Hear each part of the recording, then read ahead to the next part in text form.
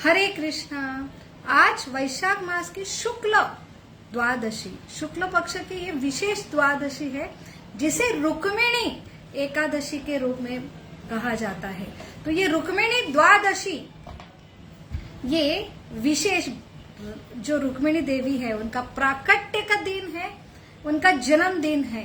तो रुक्मिणी देवी, जब हम उनका नाम लेते हैं, जो भगवान की अर्धांगिनी है, जो वैकुंठ धाम की, जो द्वारका धाम की, भगवान की ऐसी ये शाश्वत, ये सबसे मुख्य रानी है, जो 16,108 जो द्वारका में भगवान कृष्ण की जो रानियां थी उससे से सबसे प्रमुख रुक्मिणी देवी है। रुक्मिणी देवी का आज प्राकट्य दिन है और इसलिए रुक्मिणी देवी हमें बहुत ही जो कथा, हम जो पुराण में, महाभारत, रामायण में जो हमें समझते हैं, परंतु तत्व ज्ञान अगर पता नहीं है तो हमारे मन में ऐसे बहुत सारे डाउट आते हैं कि रुक्मिणी देवी और राधा रानी में क्या अंतर है, और भगवान हमेशा राधा रानी के साथ ही क्यों रहते हैं, फिर रुक्मिणी और राधा रानी इनका क्या संबंध है, और ऐसे अनेक। और सबसे मुख्य जो रुक्मिणी देवी के बारे में जो आता है विश्लेषण, जो है रुक्मिणी और स्वयंवर, जो भगवान कृष्ण और रुक्मिणी का, जहाँ पे उन्होंने उनका अपहरण करके उनसे विवाह किया था, तो रुक्मिणी विवाह, ये इसके बारे में भी बहुत सारे हमें शंका जो उत्पन्न होती है। इसलिए जो कथा हमें तो पता है, परंतु उसके पीछे तत्व ज्ञान क्या है। तत्व अर्थात जो एक शाश्वत उनका जो पोजीशन है, जैसे हम एक देश के नागरिक है और देश का एक मुख्य एक पद होता है राष्ट्रपति, तो उनके दोनों के कार्य, दोनों भी मनुष्य जैसे ही समान होते हैं, परंतु दोनों के लिए अलग अलग जो कार्य होते हैं, अलग अलग रूल्स होते हैं, अलग अलग अधिकार होते हैं। तो दोनों के कार्य समान भले ही हो, परंतु उनकी पोजीशन अलग अलग है। तो इसलिए तत्व अर्थात उनका क्या पोजीशन है वो समझना बहुत ही जरूरी है, तभी हम जो कथा है होती है उसके बारे में हम समझ सकते हैं। तो उसके बाद ही हम जो उनके प्रति आकर्षित होते हैं और उनके प्रति हमारी शरणागति होती है। तो ये जो अलग अलग तिथियां आती है, अलग अलग भगवान की शक्तियां आती है, जैसे हमने सीता नवमी के दिन सीता माता के बारे में हमने जाना, तो पहले हम तत्व ज्ञान समझे, फिर रामायण के अलग अलग उनकी जो लीलाएं थे तो उनके बारे में हमने जाना, तभी हम उनका आश्रय ले पाए। जो अलग अलग शिक्षाएं हमें देने के लिए जो भगवान की संगिनी अलग अलग रूप में यहाँ पे अवतरित होती है, तो उनका हर एक जो संगिनी है तो उनकी पोजीशन क्या है, भगवान की पोजीशन क्या है, हमारी पोजीशन क्या है, ये अगर तत्व से हम जानते हैं तब उनकी जो अलग अलग कथाएं हैं वो कथाएं, और उनसे सबसे बड़ा मुख्य जो है हमें कुछ सिखाने के लिए वो आती है। तो इसलिए सबसे जरूरी, जिस दिन उनका प्राकट्य दिन होता है उस दिन उनके बारे में कथा सुनना और उसके पूर्व हम तत्व समझना, तभी हमें इस दिन, जैसे हम पूजा पाठ करते हैं तो कलयुग में सबसे बड़ी पूजा है कि हम इतने शुद्ध नहीं है, तो उनके बारे में सुनना, श्रवण करना, और श्रवण में सबसे बड़ा जो मुख्य रुक्मिणी भगवान से आकर्षित हुए केवल और केवल श्रवण से। तो इसलिए सबसे बड़ा जो पूजा अर्थात हमें जो उस विशेष दिन में विशेष अगर लाभ प्राप्त करना है तो विशेष लाभ इस दिन छुपा रहता है, और विशेष लाभ प्राप्त करने के लिए हमें सबसे बड़ी और साधारण सिंपल जो विधि है श्रवण करना।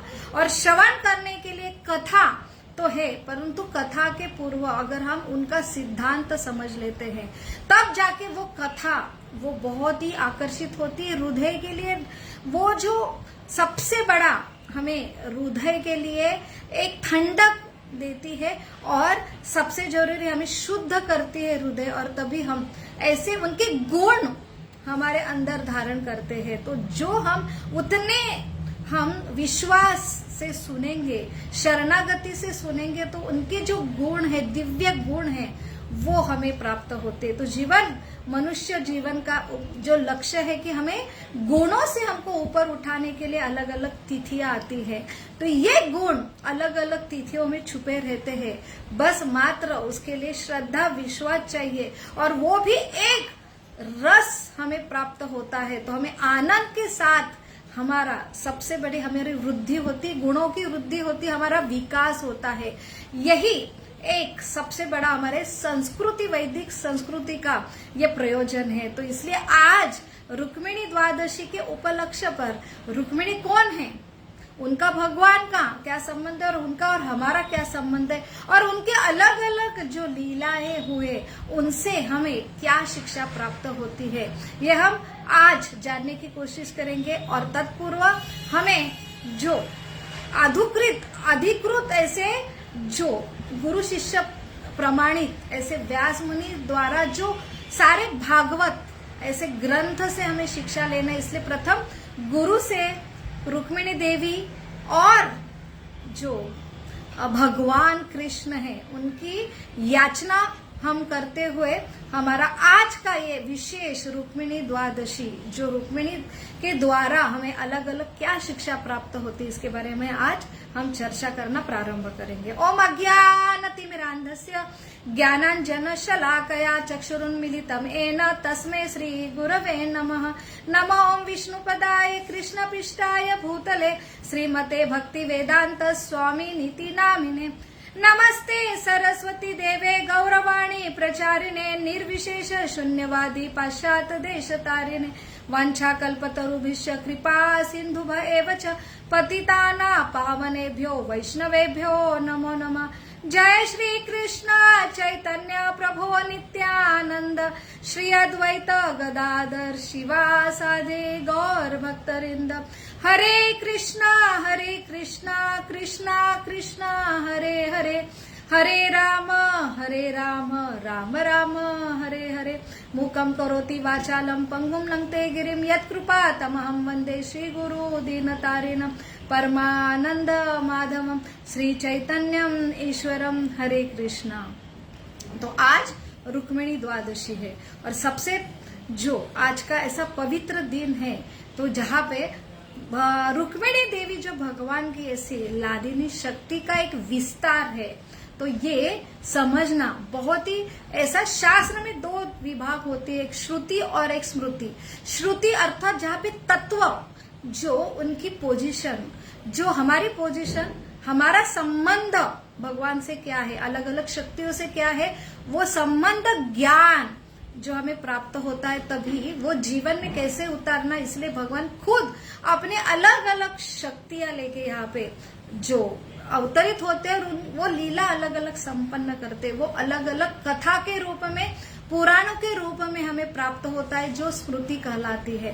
तो रुक्मिणी देवी का सबसे बड़ा वर्णन आता है जो महाभारत में, जो कृष्ण लीला में उनका जो वर्णन आता है। तो रुक्मिणी देवी और अलग अलग जो भगवान की संगिनी है, तो एक ही लीला में भगवान के साथ एक तरफ जो है पूरे वृंदावन में जो शरणागत गोपियां है और उसमें से प्रमुख जो है राधा रानी, और एक तरफ वही कृष्ण जो द्वारका में अपनी लीला संपन्न करते हैं, तब 16,108 रानियों से विवाह करते हैं। उनकी मुख्य जो रानी है रुक्मिणी है। तो उन दोनों का क्या संबंध है, तो ये संबंध जानना इतना आसान नहीं है, इसलिए हमें जो हमारे वरिष्ठ आचार्य है उनके टिप्पणी द्वारा हम समझ सकते हैं। तो रूप गोस्वामी द्वारा जो ललित माधव, इसमें यहाँ पे वर्णन आता है कि संबंध क्या है कि रुक्मिणी और राधा रानी। तो हम अपने बुद्धि से हम देखते तो हमें लगता है कि रुक्मिणी या भगवान की सबसे वरिष्ठ रानी है। फिर हर मंदिर में जो भगवान के साथ रुक्मिणी की जगह राधा रानी क्यों खड़ी होती है, और वहां पे हमेशा भी भगवान जो है राधा रानी के लिए ही ज्यादा उनका प्रेम है। तो रुक्मिणी देवी, सत्यभामा और अलग अलग जो 16,108 रानियां और यहाँ पे राधा रानी और अलग अलग गोपियां, इनका अलग अलग क्या अंतर है, तो ये हम अपने बुद्धि से, तर्क से, क्योंकि हमारी बुद्धि दूषित है, अर्थात हम सिर्फ भौतिक चेतना से देखते हैं। तो शाश्वत इनका एक दूसरे का क्या संबंध है, तो वहां पे वर्णन आता है कि ये जो है प्रमुख तत्व ज्ञान की भगवान शक्तिमान है, और भगवान से ही जो शक्तिमान के अंदर जो शक्ति बाहर निकलती है तो वो लादिनी शक्ति है, और वो शक्ति द्वारा भगवान अलग अलग कार्य करते हैं। तो ऐसी सबसे प्रमुख लादिनी शक्ति जो है राधा रानी, जो भगवान आत्माराम में अपने आनंद के लिए वो विस्तार करते हैं। एक उनका जो शक्तिमान पुरुष रूप है और एक है शक्ति, और ये शक्ति भी बाहर निकलती है उनसे ही। तो राधा, रुक्मिणी, कृष्ण ये अलग अलग नहीं है, ये भगवान ही है, भगवान का ही विस्तारित रूप है, परंतु एक है शक्तिमान और एक है शक्ति, शक्ति अर्थात सेविका, और एक है शक्तिमान, एक पुरुष है, एक प्रकृति है। तो ऐसी ये लादिनी सबसे मुख्य जो भगवान की संगिनी शक्ति है वो बाएं अंग से बाहर निकलती है, और ये सारी भगवान का ही प्रयोजन है। और उनसे और विस्तारित होके जो अलग अलग शक्तियां निकलती, अंतरंगा शक्ति, बहिरंगा शक्ति। अंतरंगा अर्थात भगवान के शाश्वत धाम में भगवान के इच्छे के लिए, प्रसन्न के लिए जो कार्य करती है वो है अंतरंगा शक्ति। और बहिरंगा शक्ति अर्थात भगवान से अलग होके जो जीव है उनको जो नियंत्रित करते हैं वो बहिरंगा शक्ति। जो भौतिक प्रकृति में जहाँ ऐसे जीव अलग हुए हैं भगवान से, वो सिर्फ और सिर्फ 25% है, वहां पे नियंत्रित करती शक्तियां वो जो है अंश, ऐसे शक्तियां जो अंश को नियंत्रित करते हैं, ये भगवान द्वारा ही, भगवान के लिए ही ये जो है सेवा करती है। ऐसी ये सेविका बहिरंगा शक्ति, और उसमें से जो प्रमुख है दुर्गा देवी, और अलग अलग शक्तियां हैं। और जो अंतरंगा शक्ति है जहाँ पे भगवान के इच्छे अनुसार शाश्वत धाम में जो भगवान को प्रसन्न के लिए अलग अलग कार्य करने के लिए जो शक्ति है वो लादिनी राधा रानी की शक्ति है। राधा रानी सबसे प्रमुख है, और उसमें से और जो शाश्वत धाम में भगवान के लिए, भगवान के प्रसन्न के लिए, और उनका जो एक्सपांशन होता है, जो उनका एक्सपांशन होके, तो वहां पे ये शक्तियां जो है वो रुक्मिणी जो है अलग अलग 16,108 रानियां हैं, जो अलग अलग सबसे मुख्य है राधा रानी के साथ अलग अलग गोपियां। और ये जो है वही एक्सपांशन जब भगवान द्वारका में अपने लीला संपन्न करने के लिए जाते हैं, तो वही ये विस्तारित हुए जो वृंदावन की गोपियां है, वही गोपियां विस्तारित होके जो राधा अलग अलग रानियों में जो कन्वर्ट होती है, तो वो है 16,108 रानी। उसमें से सबसे मुख्य जो है, जो प्रमुख रानियां है 108, और उसमें से प्रमुख 8 है। तो वही जो 108 प्रमुख गोपियां है उसमें से 8, और उसमें से एक प्रमुख जो है 2 प्रमुख है। तो वहां पे एक सत्यभामा और जो है रुक्मिणी। तो रुक्मिणी ये अलग अलग रस है, जैसे हम रस में हम जैसे एक मीठा रस है, एक नमकीन रस है, खट्टा रस है, तो हर एक रस महत्वपूर्ण है। वैसे ये भगवान की जो शक्ति है शाश्वत है, भगवान को आनंद देने के लिए शाश्वत है, लेकिन अलग अलग उनका रस अलग अलग है। तो वैसे ही जो सत्यभामा है, जो विस्तारित रूप राधा रानी का है, जो थोड़ी खट्टी है, और एक है जो है चंद्रावली, जो एक प्रमुख गोपियों में 2 प्रमुख गोपियां है, राधा रानी और चंद्रावली। और वही चंद्रावली और राधा रानी, तो चंद्रावली जो एक्सपांशन है, जो रुक्मिणी का जो रूप है, और वही राधा रानी का जो एक्सपांशन है वो सत्यभामा के रूप में है। ये इसका संदर्भ जो ललित माधव रूप गोस्वामी द्वारा लिखित यहाँ पे प्राप्त होता है। तो उनकी एक कथा में से, प्राकट्य कथा में से भी हमें इसका जो विवरण स्पष्ट होगा कि कैसे भगवान की सेवा के लिए, जैसे भगवान अपने कर्तव्य के लिए वृंदावन में बस 11 साल रुके, और वहां से टोटल 125 साल में से सिर्फ और सिर्फ 11 साल जो उनका सही में, जहाँ पे उन्होंने अपने प्रेम के लिए वो वास्तव्य था, परंतु जैसे कर्तव्य के जो बारी आई तो उन्होंने सब तुरंत त्याग करके जो मथुरा गए, द्वारका गए, उसके बाद हस्तिनापुर गए। तो बहुत लंबा पीरियड है। तो वहां पे भी भगवान की जो सेविका है, तो भगवान का जो सबसे बड़ा शक्ति का जो गुण है कि भगवान की सेवा, तो वहां पे वो विस्तारित होके वहां पे ट्रांसफर होती है। तो ऐसा ये सबसे बड़ा तत्व ज्ञान है जो हमें उनके प्राकट्य, जो उनकी जन्म लीला है, वहां पे संदर्भ मिलता है।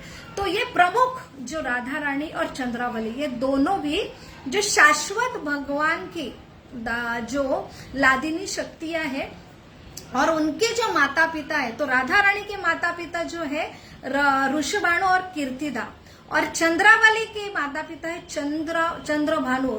तो चंद्रभानु और ऋषभानु दोनों भी भाई है, और ये वृंदावन में शाश्वत धाम में उनके पिता है। जब यहाँ पे लीला संपन्न होती है तो भगवान कृष्णस्तु भगवान स्वयं, बाकी अवतार में भगवान ने एक तो भगवान सिर्फ दुष्टों का संहार करके चले जाते, जैसे वराह अवतार में हो, नरसिंह अवतार में हो, परंतु मर्यादा पुरुष राम के रूप में आते हैं तो वो एक पत्नी व्रत रहते, क्योंकि वहां पे उनको जो आदर्श राजा, पति, पत्नी, ये कैसा होना चाहिए, इसके लिए भगवान यहाँ पे अवतरित हुए। और सबसे जरूरी, जब भगवान कृष्णस्तु भगवान स्वयं, जैसे कृष्ण है, जैसे भगवान है, वही ऐश्वर्य से भगवान यहाँ पे आते हैं। तो वो कृष्ण स्वयं जैसे कृष्ण है, जैसे भगवान है, वैसे के वैसे आते हैं। तो वहां पे उनका सारा जो ऐश्वर्य उन्होंने असुर मारने के लिए बचपन में 3 दिन से प्रारंभ किया। तो इससे भी ज्यादा कि भगवान जैसे एक राजा होता है, उसके नियम अलग होते, तो वो राजा सिर्फ प्रजा का पालन नहीं करता, परंतु भगवान ये ऐसे राजा है कि उनसे ही सारा उगम स्तोत्र है, सिर्फ वो तैयार नहीं करते हैं, बल्कि वो जो है मेंटेन, पालन भी करते हैं। तो सारा अंदर बाहर से जो तैयार करना, पोषण करना, ऐसे ये भगवान राजा है। और इसलिए तो राजा है, इसलिए उनका जो ऐश्वर्य है, उसके लिए भगवान 16,108 रानी से विवाह करते। हमारे भौतिक दृष्टि से हम देखते कि राजा हुआ, भगवान हुआ, तो क्या हुआ, कैसे इतने सारे विवाह कर सकते हैं। परंतु हमारा तत्व ज्ञान, हम देखते हैं कि हम अलग है, राजा अलग है, हम अलग अलग जो हमारे तत्व से बने, परंतु भगवान, ये भगवान एक ही है, और यही उनका विस्तार है, उनकी प्रॉपर्टी है। जैसे मेरी प्रॉपर्टी में यूज कर रही हूँ तो ये गलत नहीं है। तो हमें भौतिक दृष्टि से हम अलग अलग रहते, इसलिए हमारा एक दूसरे पे हक नहीं होता, इसलिए सारे नियम होते। परंतु आध्यात्मिक दृष्टि जो है कि एक ही भगवान है, वो अलग अलग विस्तार करते, उनके ही सारे अंश है, तो वो जो है उनकी ही प्रॉपर्टी, उनका ही उगम स्तोत्र है, दोनों में भेद नहीं है, पुरुष स्त्री अलग नहीं है। इसलिए उनका जो ऐश्वर्य है कि उन्होंने उनका ही एक्सपांशन से ये 16,108 रानियां थी, और उसमें से भी यह शक्ति अलग अलग रस से भरी है, इसलिए वो अलग अलग रूप में यहाँ पे आती है। तो यहाँ पे वर्णन आता है भगवान, जो भगवान का वर्णन है, इसलिए विस्तार रूप से जो महाभारत में वर्णन है, और तत्व ज्ञान से ऐसे ऐसे तत्व हमें प्राप्त होते, तभी हमें उनकी लीला समझना आसान होता है। तो ललित माधव में ये वर्णन आता है कि कैसे ऋषभानु और कीर्तिदा ये राधा रानी के शाश्वत माता पिता है। और यहाँ पे वर्णन आता है जो हिमालय पर्वत, तो वहां पे पर्वत, एक विंध्याचल पर्वत, हिमालय पर्वत, दोनों मित्र है, और ये शाश्वत है, जीवित है। पर्वत को भी वो व्यक्ति स्वरूप है। तो ये हिमालय की पुत्री जो है पार्वती, और उनका जो दामाद है शिव जी। तो यहाँ पे विंध्याचल बहुत ही पहले मित्र है दोनों, परंतु अभी जैसे इनका जो दामाद शिवजी हुए, तो उनको भी इच्छा हुई कि मेरा भी दामाद ऐसा बड़ा होना चाहिए। तो वो बहुत ही तपस्या करते हैं, ब्रह्मा जी को प्रसन्न कर लेते हैं, और वहां पे मांगते हैं कि मेरे जो मित्र है हिमालय पर्वत, उनका जो दामाद है ना, उससे भी बड़ा मेरा दामाद चाहिए, और उनको दामाद को जो है परास्त रखने की शक्ति उनमें चाहिए।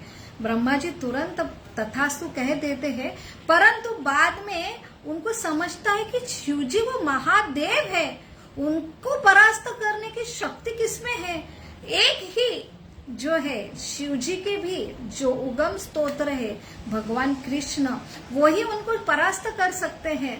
तो यहाँ पे आध्यात्मिक जगत से भगवान को लाने के लिए, और भगवान से विवाह कौन करेगा? जो भगवान की लादिनी शक्ति है राधा रानी, और राधा रानी के शाश्वत माता पिता है ऋषभानु कीर्तिदा। तो उनके अलावा राधा रानी कैसे दूसरे माता पिता से जन्म लेंगी, और विंध्याचल के घर में कैसी राधा रानी का जन्म होगा?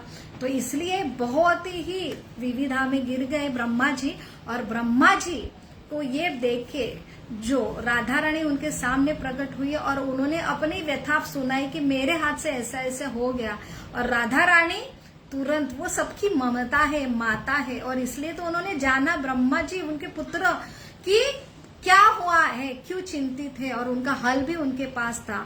और वहां पे वो विंध्याचल पर्वत की मैं पुत्री बनूंगी ऐसा उनको आश्वासन देती है।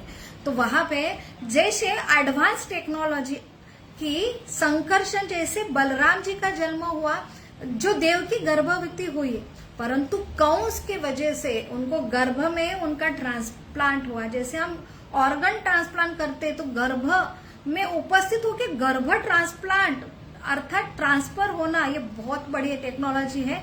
वो हमारे जो भगवान सृष्टि करता है उनके पास एक मनुष्य इतना सारा टेक्नोलॉजी निर्माण कर सकता है, तो भगवान के पास कितनी टेक्नोलॉजी होगी। जैसे संकर्षण अर्थात ट्रांसफर किया हुआ बलराम जो रोहिणी के गर्भ में ट्रांसफर हुए देवकी माता से, वैसे ही ये दोनों चंद्रावली जो चंद्रभानु की पुत्री थी, राधा रानी जो ऋषभानु की पुत्री थी, ये दोनों गर्भ में अभी जन्म लेने वाले थे, भगवान का जन्म होने वाला था। और तभी ये विंध्याचल पर्वत की तपस्या से गड़बड़ हुई और वहां पे ये दोनों को ट्रांसफर किया गया विंध्याचल पर्वत के पत्नी के गर्भ में, और ये दो पुत्रियां वहां पे हुई जो ओरिजिनल ऋषभानु और चंद्रभानु की पुत्रियां थी, और वहां पे उन्होंने जन्म लिया। बहुत ही उनका वहां पे उत्सव हुआ, जन्म उत्सव। उसी समय यहाँ पे जो कृष्ण का जन्म हुआ, और कृष्ण उसके पहले कृष्ण का जन्म हुआ था, और वहां पे कृष्ण को चेतावनी देने के लिए जैसे एक्सचेंज हुआ, कृष्ण को रखा गया, उसके बदले जो यशोदा मैया की पुत्री लाई गई, और वो साक्षात योग माया थी। जैसे कंस ने उसको मारने के लिए घुमाया, तो वैसे उनके हाथ से निकलकर वो कंस को ऐसा घोषणा करते, मूर्ख कंस तुझे मारने वाला और मारने वाली शक्तियां ने जन्म लिया है। तो ये साक्षात ये सारे 8 प्रमुख शक्तियां हैं, जो 8 प्रमुख गोपियां हैं, जो 8 प्रमुख रानियां हैं भगवान के साथ आई हुई, उन्होंने ऑलरेडी जन्म ले चुका है। तो यही जो उनको वो सुनकर कंस जो वहां पे घोषणा करता है कि सारे जो पुत्र जन्मे हैं तो उनको मार डालो, जो पुतना को वो आदेश देता है, जो जो पुत्रियां होंगी उनको उनका अपहरण कर डालो।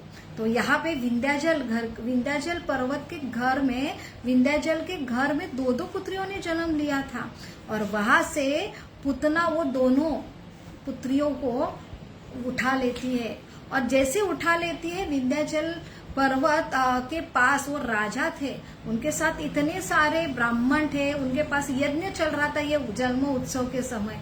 जैसे पुतना उनको उठा लेती है, वैसे है वो ब्राह्मणों को सारे को आदेश देते कि योग वाला तप से ये जो पुत्रियां उठा लिया पुतना ने, उनको नीचे लेके आओ। तो वैसे योग तप से जैसे उनको नीचे लाना प्रारंभ होता है, तो वो एक जो पुत्री है जो चंद्रावली है, वही रुक्मिणी का एक्सपांशन है, वो गिरती है महाराष्ट्र में, जो कोंडिनापुर अमरावती जिले में है। तो वहां पे भीष्मक राजा के घर आदमी प्राप्त होती है, और वहां पे ये और दूसरी जो है ऋषभानु, इनके घर वहां पे वो गिरती है। तो एक पुत्री ऋषभानु को प्राप्त होती है, एक पुत्री जो है वो कोंडिनापुर में भीष्मक राजा को प्राप्त होती। तो ऐसी ये रुक्मिणी जो चंद्रावली, यहाँ पे राधा रानी जो ऋषभानु को प्राप्त होती है। और वहां पे जब थोड़ी सी बड़ी होती है तो वहां पे सबसे बड़ा ये जो विंध्याचल राजा है, उनको पता चलता है कि मेरी पुत्रियां यहाँ पे गिरी है, तो उन्हें भीष्मक राजा से फिर से वो लेके आती, वही चंद्रावली। और वहां पे 11 साल ये राधा रानी चंद्रावली जो पूर्णिमा मासी है, उनके योग जो माया के अंतरंग उनकी लीला होती है। और फिर जब भगवान वृंदावन छोड़ के द्वारका में प्रस्थान होते हैं, तो फिर से ये इतने विरह में ये सारे गोपियां चली जाती है। और जो अलग अलग जैसे विशाखा है, वो इतनी विरह में उनका देह इतना उनको दाह होता है कि वो यमुना नदी में परिवर्तित होती है। और जो ललिता है, वो वहां पे वही ललिता ये जामवंती है, वो जामवंत के पास चली जाती है। और ये चंद्रावली और भीष्मक राजा के पास चली जाती है, वही रुक्मिणी जो है बनती है। और वही ये जो राधा रानी है सत्यभामा के रूप में, जो वहां पे सत्यभामा के रूप में जो सत्यजीत जो राजा है, तो उनके पास जाती है। तो ये सत्यभामा अर्थात राधा रानी, चंद्रावली ये जो रुक्मिणी है, और जो ललिता है वही ये जामवंती है। तो ऐसे ये भगवान के ही लीला का और योग माया का प्रयोजन होता है कि भगवान के सेवा के लिए उनको ट्रांसफर किया जाता है। तो ऐसी ये रुक्मिणी की कथा आती है कि वहां पे जन्म के वो भीष्मक राजा के घर, जो यहाँ पे महाराष्ट्र में ही है, कोंडिनापुर में उनका जन्म होता है। वहां पे वो उनके पुत्री के रूप में वहां पे बड़ी होती है। और उनके जो भाई है रुक्मी, तो वहां पे सबसे बड़ा वर्णन आता है कि हम रुक्मिणी की कथा से क्या सीखते हैं। तो हमने देखा कि ये लादिनी शक्ति है, भगवान की सेविका। ये पहला लेसन हमें मिलता है कि हम भी भगवान के अंश है। तो हमारा अल्टीमेटली जो उद्देश्य है, हमारा जीवन का ही उद्देश्य है कि हम भगवान की सेवा के लिए ही बनाए हैं। जैसे भगवान की सेवा ट्रांसफर होते, वैसे वो अलग अलग विस्तारित होते। जो कंडीशन में हम हैं, वैसे भगवान का सेवा ये सबसे बड़ा मुख्य उद्देश्य होना चाहिए हमारा जन्म का। और सबसे बड़ा दूसरा कि रुक्मिणी के इतने सारे 26 गुण बताए हैं। तो एक स्त्री के लिए सबसे बड़ा उनका रूप नहीं है, तो रूपस्य आभरम ज्ञानम, ज्ञानम से आभरम गुणम, और गुणम से आभरम शीलम। तो स्त्री के लिए सिर्फ रूप नहीं है, तो ऐसे 26 गुण तो बहुत सुंदर है, बहुत ही ज्ञानी है, बहुत ही बुद्धिमान है, और सबसे बड़े बहुत ही ऐसे ऐसे उनके पास गुण हैं, और ऐसे ऐसी शीलनता है। तो ये है रुक्मिणी की सही पहचान। तो अलग अलग जो रानियां हैं 16,000, उसमें से ये रुक्मिणी, उनका जो सबसे बड़ा एक 26 गुण में से एक आदर्श पत्नी का सबसे गुण जो राधा रुक्मिणी में है, वो इतनी सुंदर है। उनका जो सारा जो शरीर के अलग अलग अवयव इतने सुंदर है, उनके आंखें, उनका शरीर का जो सारा एक एक अंग जो है इतनी सौंदर्यवान है, सारे शुभ लक्षण उनके शरीर में उपस्थित है। और सबसे बड़ा जो है शीलनता उनके अंदर गुण है, और जो है कि एक आदर्श पत्नी की गुण है। तो सबसे जो स्त्री में सारे गुण होना चाहिए वो रुक्मिणी में उपस्थित है। तो ऐसे ये रुक्मिणी बहुत ही सुंदर गुणवान है। और ऐसे सबसे मुख्य उनके जो जीवन चरित्र से हमें समझ में आता है जो है समर्पण कृष्ण के लिए। तो वो सिर्फ कैसे पति का चयन करना ये रुक्मिणी हमें सिखाती है।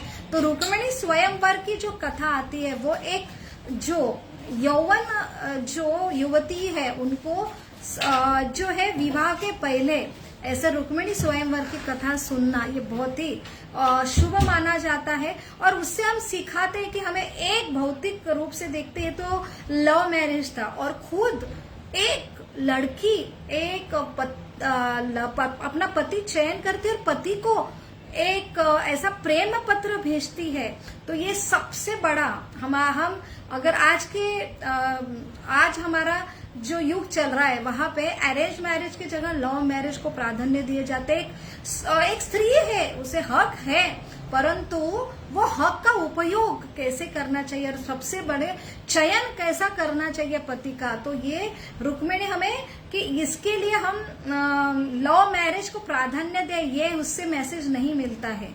तो उसमें बहुत गहन अर्थ छुपा है कि ये रुक्मिणी ये भगवान की प्रॉपर्टी थी, तो एक जिसके लिए हम बने हैं तो वो सही पति जो उनको हक है, ऐसे ये पति का चयन करती है। और कैसे उन्होंने देखा भी नहीं कृष्ण को, तो हम सिर्फ एक युवती सिर्फ देखने पर वो क्या होती है, अपना समर्पण कर देती। सिर्फ पुरुष के अंदर सबसे बड़ा वो स्वामी है सबके, कृष्ण के गुण से वो अट्रैक्ट हुई, उन्होंने कभी कृष्ण को देखा नहीं। तो एक युवती ने अपना पति कैसा चयन करना चाहिए, तो वहां पे एक जीव का भी रिप्रेजेंट करती है रुक्मिणी। हम सारे जीवात्मा हैं, हमने हमारी सबसे बड़ा जो हमारा स्वामी है, हमारे पति है जो कृष्ण है, हमने उनका घर छोड़ा, उनका स्वामित्व त्यागा, इसलिए हम भौतिक जगत में दुख में गिरे। जब उनको हम चयन करते तो चयन हम कृष्ण को और भगवान को देख ही नहीं पाते, तो आंखों से नहीं करना है, अपने श्रवण से। और श्रवण भी कैसे, ऐसे जो साधु है, गुरु है, उनसे उसने श्रवण कर करके एकमात्र स्वामी जो कृष्ण को उन्होंने चुना है, और उसके लिए दूसरा कोई ऑप्शन नहीं है। और ऐसा स्वामी चुनने के लिए तो ऐसा एक युवती ने सही जो माध्यम से सही गुणों का जो चयन करना चाहिए पति के लिए, जो सही पति का चुनाव कैसे होना चाहिए, रुक्मिणी अपने उदाहरण से सिखाते। वो जीव को रिप्रेजेंट करती कि जीव में इस जगत में आए तो दिखने में तो कृष्ण दिखेंगे नहीं, परंतु शास्त्र से, गुरु से, साधु से बार बार हम सुनेंगे सही माध्यम से, तब जाके एक जीव ऐसे सही स्वामी के लिए आकर्षित होता है, समर्पित होता है। ये रुक्मिणी हमें सिखाती है। और दूसरा जो है चयन करना, एक जीव का सबसे बड़ा मनुष्य जीवन का उद्देश्य है अपने जो स्वामी, सही स्वामी है, उनका चयन करना। उसके लिए तो हम अटके हैं। जब हम चयन करेंगे, समर्पित होंगे और सही रूप से हम पूर्ण समर्पित होए, कोई किंतु परंतु नहीं रहे, तभी हम उल्टा फिर से भौतिक जगत में नहीं आएंगे। तो इसलिए हमें बहुत ही परीक्षा का सामना करना पड़ता है। इतना जो है चयन करने के बाद इतना आसान नहीं है उनसे विवाह होना, तो इतना उनको संघर्ष करना पड़ा कि अपना जो स्वामी उन्होंने चयन किया सिर्फ कानों से सुनकर, और वो भी एक उन्होंने प्रेम पत्र लिखा, लेकिन वो सही एक जीव की प्रॉपर्टी है जब वो समझता है कि मेरा सही स्वामी कौन है। और भगवान भी स्वातंत्र देते हर जीव को। उन्होंने भौतिक जगत में हमने उनका स्वामित्व ठुकराया और हमें फ्रीडम था, इसलिए हमने यहाँ पे आए, परंतु भगवान वही फ्रीडम जो देते हैं कि वो चयन करने पर सही में कंफर्म है आपको मेरे पास आना है, तो अलग अलग जो टेस्ट कर रहा हमें जो उनका सामना करना पड़ता है। तो वैसे ही रुक्मिणी को इतने सारे संघर्ष और परीक्षा का सामना करना पड़ा। तो वहां पे जो रुक्मिणी के पिता जो है और रुक्मी उनका भाई, तो वहां पे भीष्मक उनके जो पिता है, तो भले ही उनको पता था कि रुक्मिणी का जो निर्णय वो सही है, परंतु ये रुक्मी उनका भाई, प्रमुख 5 भाई थे, और ये 5 भाई जो उसमें से प्रमुख जो है रुक्मी है, तो वो निर्णय लेता है। तो ये जीव आत्मा अर्थात रुक्मिणी है, जो 5 इंद्रिय है कि हमें भगवान छोड़ के हमको बाकी सब उसके लिए आकर्षण है। तो ये 5 भाई है रुक्मिणी के, जो वहां पे भगवान छोड़ के वो शिशुपाल को उनका चयन करते हैं। तो हम भगवान छोड़ के अलग अलग इंद्रिय विषय जो सिलेक्ट करते हैं वो 5 भाई है। और ये जो भीष्मक है पिता है, वो भी ऐसे इंद्रिय के साथ मिल जाते हैं, क्योंकि वहां पे बुद्धि भी जो मन है रुक्मी है, वो मन चयन करता है, कृष्ण को छोड़ के शिशुपाल का चयन करता है और ऐसे जीवात्मा को ऐसे शिशुपाल के तरफ वो बांधना चाहता है और बुद्धि को भी तैयार करता कि यही उसका सही वर है। तो ये जो है, तो रुक्मिणी ने चयन किया शिशुपाल को, और यही शिशुपाल जो भगवान का बहुत द्वेष करता है। तो ऐसे सारे भगवान छोड़ के हम इंद्रिय तृप्ति, ये सारे जो भगवान से हमें दूर लेके जाता है, ऐसा ये शिशुपाल से उनका विवाह हुआ था। परंतु रुक्मिणी जो वहां पे जीव रिप्रेजेंट करती कि कैसे हमने डटे रहना चाहिए, कितनी हिम्मत की उन्होंने कि एक प्रॉपर, तो वहां पे 8 प्रकार के वैदिक संस्कृति में विवाह बताया है। तो एक ऐसा हमें ऑब्जेक्शन दिया जाता, कैसे ये संस्कृति वहां पे एक स्त्री एक लव लेटर लिखती है और पुरुष को न्योता देती है और पुरुष आके इसका अपहरण, शादी के मंडप में विवाह अभी होने वाला है, वहां से इसको दुल्हन को उठाते थे। ये कैसी संस्कृति है। परंतु तत्व ज्ञान से हम समझते हैं कि ये जीव रिप्रेजेंट करते हैं। सही स्वामी जहां पे भगवान है, तो वहां पे उल्टा है कि ऐसा ये जीवात्मा, तो रुक्मिणी स्वयंवर एक भेड़िया जो हरिण के ऊपर आक्रमण कर रहा है, तो वो हरिण को भेड़िया से निकाल के वो वहां पे निकालना, ये रिप्रेजेंट करते कि कितना खतरनाक होता है पूरे भेड़ियों से घिरा हुआ जो हरिण है। तो हम जीवात्मा इतने सारे भौतिक जगत में प्रलोभन से घेरे हुए हैं, वहां आके जब हम भगवान को पुकारते हैं कि मेरा रक्षण करो, बस तुम ही मेरे एकमात्र स्वामी है, सही गुरु साधु द्वारा, तो वहां पे वो डायरेक्ट कनेक्ट नहीं करती कृष्ण से, एक ब्राह्मण द्वारा वो अपना पत्र लिखती है। और पत्र जैसे हम प्रार्थना करते हैं भगवान को कि हमने भगवान आपको नहीं देखा है, परंतु हमने सुना है शास्त्र से, साधु से कि आप ही मेरे स्वामी हो और मेरा आप एकमात्र आश्रय हो। आप अगर मेरे लिए एक ही पति है, एक ही आश्रय स्थान है, अगर आप मुझे आके ये भेड़ियों से नहीं उठा लेते तो मैं आत्महत्या कर लूंगी, ऐसा ये पत्र में रुक्मिणी लिखते ही। और वहां पे वो प्रॉपर जो है ब्राह्मण द्वारा वो लेटर कृष्ण तक पहुंचते, और कृष्ण भी लव लेटर होके भी ब्राह्मण को ही पढ़ने के लिए कहते। तो ये हमारी संस्कृति है। तो यहाँ पे डायरेक्ट जो लव मैरिज होता है कि जहाँ पे युवती युवक को सिर्फ बाहर का रूप देख के अट्रैक्ट होती, वहां पे उनका तत्व कुछ मालूम नहीं है, उनका कुल क्या मालूम नहीं है, अपना जवाबदारी संस्कृति क्या है पता नहीं, दायित्व क्या नहीं पता नहीं, बस स्वार्थी रूप से चयन करती है। वहां पे वो लव मैरिज भाग के करते, और ये जो मैरिज है प्रॉपर, ये एक साधु ब्राह्मण द्वारा प्रॉपर जो होना चाहिए, ऐसा ये विवाह है। तो ऐसे 8 विवाह बताए। ये राक्षस टाइप का विवाह है, जहां पे एक युवती को उठा लिया जाता है, परंतु उसकी सहमति है, तो ऐसा उसका अपहरण नहीं हुआ उसके मन के विरुद्ध। तो राक्षस विवाह में भी युवती खुद चयन करती है, न्योता देती है कि मेरा अपहरण करो, और वहां पे उसके सहमति से अनुसार उसका अपहरण किया जाता है। तो ऐसे 8 प्रकार के विवाह है। आसुर विवाह, राक्षस विवाह, गंधर्व विवाह, दैव विवाह, ब्राह्मण विवाह, प्रजापति विवाह और अश्य विवाह, और एक है पिशाच विवाह। ऐसे 8 प्रकार के अधिकृत शास्त्र में विवाह है, उसमें से ये राक्षस विवाह है। और वहां पे ये विवाह के लिए रुक्मिणी को इतने परीक्षा का सामना करना पड़ता है, और वहां पे फिर भी वो भगवान के ऊपर पूर्ण विश्वास होता है। अगर उनकी परीक्षा इतनी तक हुई कि इतना समर्पित होके भी जब विवाह का समय हो रहा था, सारे तैयार थे, शिशुपाल भी तैयार था, और वहां पे सिर्फ अंबिका माता के मंदिर में जाके वहां पे उन्होंने लिखा था कि वहां से मुझे उठाना, और वहां पे दर्शन के लिए जाती है, और वहां पे प्रॉपर वो खुद भगवान की शक्ति है अंतरंगा, फिर भी बहिरंगा शक्ति भौतिक जगत में आए तो अंबिका माता को वो उसका ही एक्सपांशन है, लेकिन उनसे प्रार्थना करती है। तो ये हमारी संस्कृति है।